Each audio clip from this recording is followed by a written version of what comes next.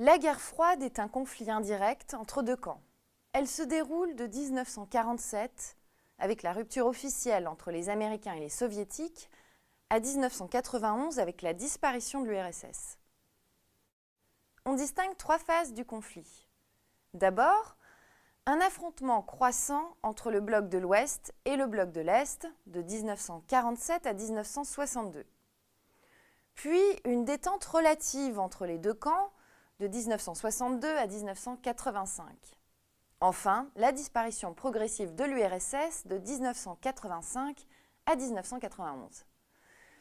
Vous devez être capable de répondre à ces trois questions. Pourquoi la guerre froide? Comment naît-elle et qui oppose-t-elle? Comment s'étend-elle? Les États-Unis et l'URSS sont les deux grands vainqueurs de la Seconde Guerre mondiale.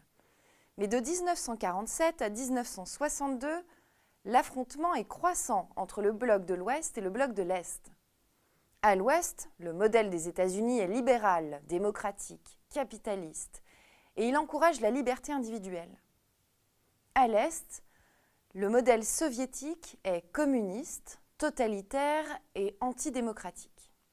Ce sont deux visions différentes du monde qui s'affrontent. Chacun des blocs crée différentes organisations internationales pour défendre ses intérêts économiques et militaires. Économique d'abord, avec à l'Ouest la création du Fonds monétaire international, FMI, en 1944 et le GATT en 1947, qui est un accord sur les tarifs douaniers et le commerce. À l'Est, l'Organisation d'entraide économique entre les différents pays du bloc communiste, créée en 1949, est le Comecon ou KM. Les organisations internationales militaires sont l'OTAN à l'Ouest, créée en 1949, et à l'Est, le Pacte de Varsovie, créé en 1955. Dès 1945, une forte rivalité s'établit entre les puissances américaines et soviétiques. La rupture a lieu en 1947 et elle s'opère en 3 temps. En mars 1947, le président Truman déclare son soutien à tous les mouvements de résistance anticommunistes. C'est la doctrine dite « containment ». En juin 1947, le secrétaire d'État Marshall fait adopter un plan permettant à l'Europe d'obtenir une aide économique des États-Unis pour sa reconstruction. C'est le plan Marshall. En septembre 1947, Jdanov, conseiller de Staline, réagit en dénonçant l'impérialisme américain et crée le Cominform, bureau d'information des partis communistes et ouvriers. La doctrine Jdanov divise le monde en deux forces antagonistes. Le camp anti-impérialiste et démocratique, dirigé par l'URSS, et le camp impérialiste et antidémocratique qu'incarnent les États-Unis. Le conflit devient international. En Europe d'abord, le coup de Prague en 1948 désigne le coup d'État de Godwald face au président Beneš. Le Parti communiste tchécoslovaque prend le contrôle du gouvernement. La crise du blocus de Berlin de 1948 à 1949 est caractérisée par un pont aérien occidental pour ravitailler Berlin-Ouest, Staline empêchant tout ravitaillement terrestre avec les zones d'occupation occidentales. Puis en Asie. En 1949, la Chine devient communiste avec la victoire de Mao. Et la guerre éclate en Corée entre 1950 et 1953.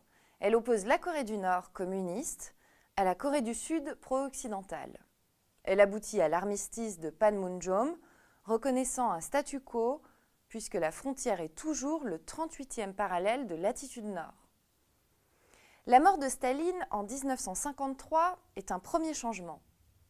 Khrouchtchev tente une nouvelle stratégie en condamnant l'action de son prédécesseur, mais rien ne change.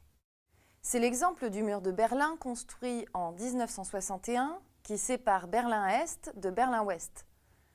Pour comprendre les raisons de la deuxième phase de la guerre froide, celle de la détente relative entre les deux camps, Vous devez répondre à ces deux questions. Quelles conséquences pour la crise de Cuba en 1962? Quel impact du non-alignement? Cuba est une île proche de la Floride. Elle est dirigée par le leader communiste Fidel Castro, qui se rapproche de Khrouchtchev en construisant des rampes de missiles soviétiques. Le président américain Kennedy organise un blocus et lance l'ultimatum aux soviétiques d'enlever ces missiles. La menace de guerre nucléaire est élevée, mais finalement, les soviétiques renoncent. La nécessité d'apaisement est toutefois devenue une priorité. C'est le début de la détente.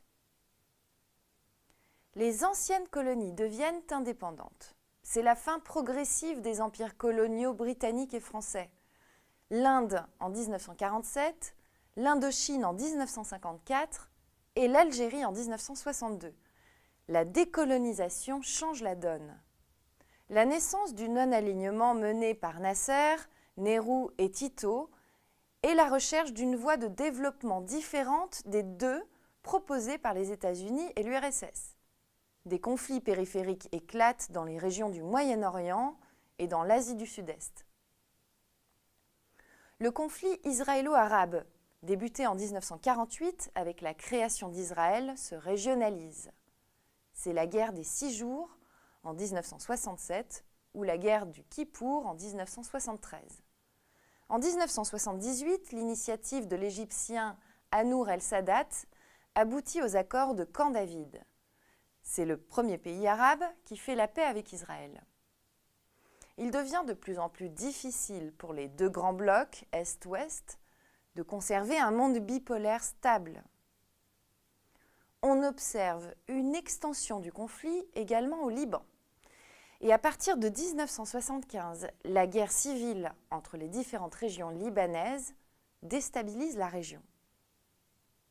En Iran, le coup d'État de Khomeini renverse en 1979 le régime du Shah pro-occidental.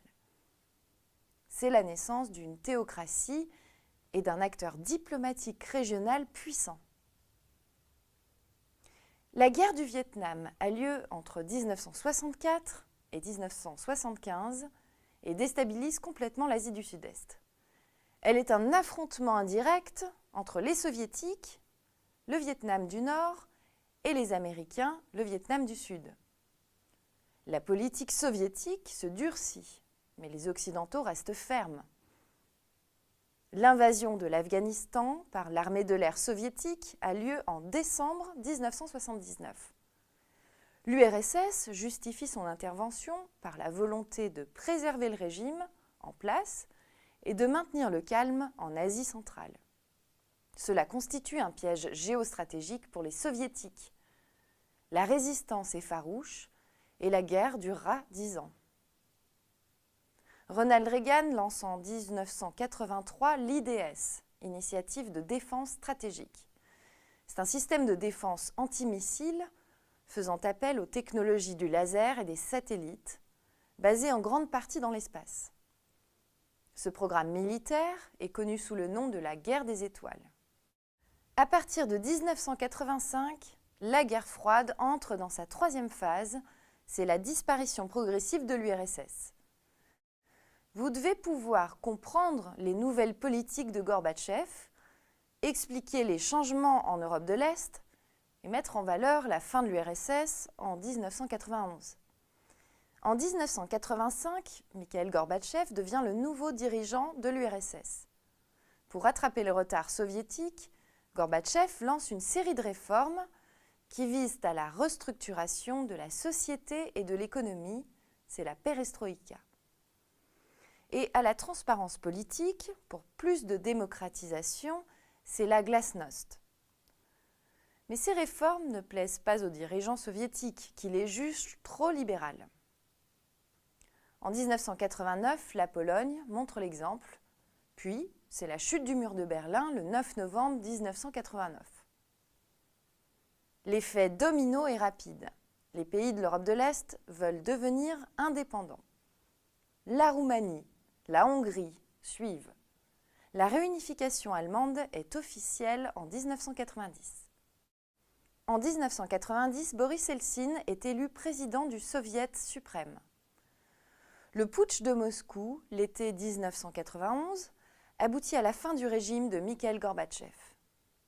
Des officiers essaient de rétablir un régime stalinien, mais c'est un échec.